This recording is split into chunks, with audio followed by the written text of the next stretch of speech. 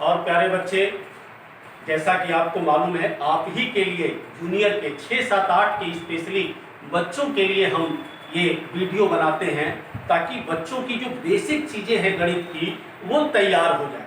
6 का बच्चा भी समझ सकता है, 7 का भी बच्चा समझ सकता है और 8 का भी बच्चा समझ सकता है। लेकिन परिषद में कक्षा 6, 7, 8 में कौन कौन सी चैप्टर अलग अलग है उस पर बाद में हम डिस्कस करेंगे। हम बेसिक चीज़ें अब बता रहे हैं, केवल बता रहे हैं। तो आज हमारा टॉपिक क्या है भाई?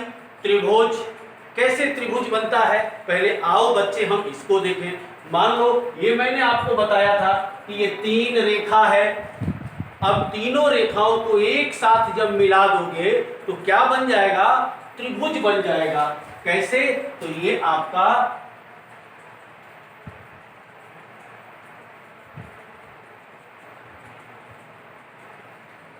आपका त्रिभुज बन जाएगा। अब देखो जरा ध्यान देना, अब ये आपका रेखा होता है, मान लो x, y और ये मान लो m, n और ये मान लीजिए o। ध्यान देना, ऐसे किताब में कहीं मिलता नहीं है जल्दी, लेकिन बेसिक चीज ये 3 रेखाखंड, एक ये रेखा और ये एक रेखा और ये रेखा, जब 3 रेखाएं परस्पर एक दूसरे को काटती हैं, जैसे ये काट रहा है, काटने के बाद ये क्या बनता है? त्रिभुज बनता है। लेकिन अक्सर किताबों में हमें क्या मिलता है? केवल ये मिलता है A, B, C और हम बोलते हैं ये रेखा, ये रेखा, ये रेखा। जबकि बच्चों हमने बताया था कि रेखा ये होता है, रेखा ये होता है जो दोनों ओर चलने के लिए स्वतंत्र है। तो लेकिन ये क्या हुआ? ये तो रेखाखंड हुआ। लेकिन व्यवहार में पढ़ते वक्त सभी बच्चे इस तरीके का त्रिभुज नहीं बनाएंगे, क्योंकि शुरू में जब त्रिभुज बना होगा तो वैज्ञानिक गणितज्ञों ने इसी तरीके से 3 रेखा को क्रॉस करके त्रिभुज बनाया। अब बच्चों की सुविधा के लिए क्या किया गया कि अब इस तरीके की आकृति को काट करके हटा दिया गया, ये हटा दिया गया आपको काट करके, ताकि सुंदर ये दिखाई दे, अब बच्चे आसानी से समझ सके। अब आपके दिमाग में ये आता होगा कि भाई ये तो मास्टर साहब ने कहा था कि अब तो ये रेखाखंड हो गया। याद करिए, मैंने कहा था कि ये क्या हो जाएगा? ये रेखाखंड हो जाएगा और ये किरण होता है जिसमें एक बिंदु होती है, ये रेखाखंड हो गया। तो त्रिभुज में तो अक्सर किताब में जो परिभाषा होती है उसमें इसे रेखाखंड तो कहा नहीं जाता। बच्चों कहना तो रेखाखंड ही चाहिए, रेखाखंड AB, रेखाखंड BC, रेखाखंड CA। लेकिन व्यवहार में कुछ चीजें ऐसी होती हैं जिसमें शॉर्टकट हो जाता है, संक्षिप्त हो जाता है। जैसे हम आपको बताते हैं सचिन तेंदुलकर, लेकिन हम लोग क्या कहते हैं? केवल सचिन से काम चला लेते हैं, समझने वाले समझ जाते हैं। जैसे प्रधानमंत्री का नाम क्या है? नरेंद्र मोदी, वो भी शॉर्टकट है, दामोदर दास मोदी। लेकिन हम सभी क्या बोलते हैं? मोदी मोदी, उतने से लोग समझ जाते हैं। उसी तरीके से रेखाखंड, रेखाखंड कहने में बड़ा बल लगता है बच्चों को और टीचर को ऐसा माना जाता है, इसलिए अब इसको क्या कहा गया? रेखा कहा गया। यानी AB रेखा, BC रेखा, AC रेखा। अब हम आते हैं, ये तो त्रिभुज बन गया। अब आपका देखिए ये ABC, अब इसमें 3 भुजा क्या है? भुजा AB, भुजा BC और भुजा CA, यानी ये 3 भुजाओं का नाम हो गया। आपको समझना होगा। और इसमें शीर्ष कितने हो गए? तो शीर्ष A, शीर्ष B और शीर्ष C। देखिए ये शीर्ष होता है, इसको क्या बोलते हैं? शीर्ष। शीर्ष, यानी कि 3 शीर्ष इसमें हो गए। और इसी तरीके से मैंने कोण के बारे में बताया था, एक बिंदु से 2 किरणें निकलती हैं तो कोण बनता है। तो देखो ऐसे जरा तलाश करो, आप तो दिमाग के बहुत तेज हो, आप तलाश करो, ये 2 किरणें, एक कोण ये हो गया, ये एक कोण हो गया, ये एक कोण हो गया, यानी 3 कोण बन गए। कौन कौन से कोण बन गए भाई? तो कोण का मैंने क्या कहा था नाम? जहां पर कोण बनता है वो अक्षर बीच में होगा। तो अब ये कोण की बात करते हैं, तो ए बी सी, एक कोण हो गया ए बी सी, यानी बीच में भी है तो इस कोण की बात की जा रही है। अब आ गया बी सी ए, बच्चों ये कौन सा कोण है? सी बीच में है तो ये कोण हो गया। अब आता है सी ए बी और ये कोण हो गया, 3 कोण हो गया। और एक जानकारी के लिए हम आपको बता दें कि इन तीनों कोणों का योग, यानी त्रिभुज के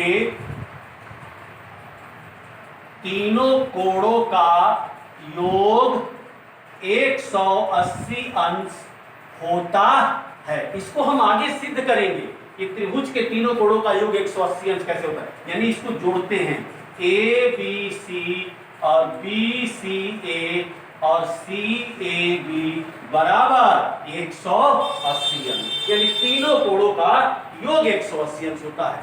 ध्यान रखना होगा त्रिभुज में क्या क्या चीजें हैं, 3 भुजा है, 3 शीर्ष है और 3 कोण है। और एक बात और आपको ध्यान रखनी है, इसमें ध्यान ये रखनी है, अक्सर क्या पूछा जाता है, बच्चे गलत भी करते हैं कि भुजा AC के सामने का कोण। अब देखो ये भुजा AC है, इस भुजा AC के सामने का कोण ये हुआ, लेकिन प्यारे बच्चों आपसे गलती हो सकती है, आप कैसे इसको बताएंगे? तो आपको बताने का बड़ा आसान तरीका है। ये त्रिभुज क्या है? ABC, ये त्रिभुज का नाम क्या है? ABC, और त्रिभुज का ये सिंबल है, ये प्रतीक है, इसको बोलते हैं डेल्टा। तो ये त्रिभुज ABC है, मन में सोच लो। अब क्या पूछा मैंने? भुजा AC के सामने का कोण, तो कुछ मत करो, AC, A और C काट दो, क्या बच गया? B बच गया। तो कौन सा कोण हो गया? B वाला कोण। B कोण को कैसे लिखते हैं? ABC। अब इसी तरीके से भुजा AB के सामने का कोण AB, तो अब क्या करेंगे? फिर ABC लिख लो और AB काट दो, क्या बच गया? C, यानी बीच में C, अगल बगल AB रख दो। AB के सामने का कोण C। अब है BC के सामने का कोण, क्या हो जाएगा? तो अब फिर लिख लो ABC और क्या काट देना है? B और C काट देना है, क्या बच गया? A बच गया, यानी कि BAC। मैंने ये भी कहा था ये आपस में बदल जाएगा, लेकिन जहां कोण बनेगा वो बीच में रहेगा। तो ये किस भुजा के सामने कौन सा कोण है, ये हम इससे आप आसानी से बता सकते हैं। इसी का उल्टा क्या हो जाएगा कि कोण के सामने की भुजा, जैसे ABC के सामने की भुजा, तो बिल्कुल इसका उल्टा ABC के सामने की भुजा क्या हो गई? AC। इसी तरीके से ACB के सामने की भुजा क्या हो गई? ये वाला कोण है उल्टा उसका, AB। और इसी तरीके से BAC के सामने का भुजा क्या हो गया? तो BC, ठीक इसका उल्टा। अब हम आते हैं त्रिभुजों के प्रकार। त्रिभुज 2 तरीके से बताते हैं प्रकार उसका, एक तो भुजाओं के आधार पे और एक कोण के आधार पे हम बताते हैं। तो देखिए हमने आपको, इसको आप लिख लीजिएगा कॉपी में, तो ये हम दिखाते हैं आपको कि ये जो है कि आपका कैसे आप बताएंगे इसको। देखिए त्रिभुज, 3 भुजाओं से घिरी आकृति को त्रिभुज कहते हैं।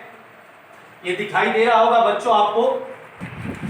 हाँ बच्चों, तो मैं बता रहा था, देखिए त्रिभुज 3 भुजाओं से घिरी आकृति को त्रिभुज कहते हैं। अब त्रिभुज के प्रकार, भुजाओं के आधार पर त्रिभुज 3 प्रकार के होते हैं। समबाहु त्रिभुज, समबाहु त्रिभुज, समद्विबाहु त्रिभुज, विषम बाहु त्रिभुज। समबाहु त्रिभुज का मतलब ऐसा त्रिभुज जिसकी तीनों भुजाएं लंबाई में क्या हो? बराबर हो, ए भुजा ए बी बराबर भुजा बी सी बराबर सी ए, और प्रत्येक कोण इसका 60 अंश का हो।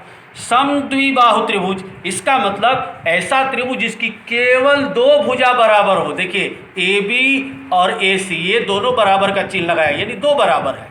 और जो 2 बराबर भुजा होंगी इनके सामने का कोण भी क्या होगा, बराबर होगा। यानी ऐसा त्रिभुज जिसकी 2 भुजा बराबर हो। अब विषम बाहु का मतलब ऐसा त्रिभुज जिसकी सभी भुजाएं आपस में बराबर न हो, यानी एक 3 सेंटीमीटर तो एक 4 सेंटीमीटर तो एक 5 सेंटीमीटर अलग अलग हो। अब इसी तरीके से यानी कि और विषम बाहु त्रिभुज में सभी कोण आपस में भिन्न भिन्न होते हैं, बराबर नहीं हो सकता। अब कोणों के आधार पर तो न्यून कोण त्रिभुज, ऐसा त्रिभुज जिसका प्रत्येक कोण क्या हो, 90 अंश से छोटा हो, तो उसे न्यून कोण त्रिभुज कहेंगे। समकोण त्रिभुज, ऐसा त्रिभुज जिसका कोई एक कोण 90 अंश का हो, समकोण त्रिभुज कहलाता है। और इसी तरीके से तीसरा अधिक कोण त्रिभुज, वह त्रिभुज जिसका कोई एक कोण अधिक कोण यानी 90 अंश से अधिक हो, वह अधिक कोण कहलाता है। और उसका चित्र कुछ इस टाइप का बनता है, यानी जैसे हमने यहाँ 140 अंश का लगभग बनाया है अंदाज से।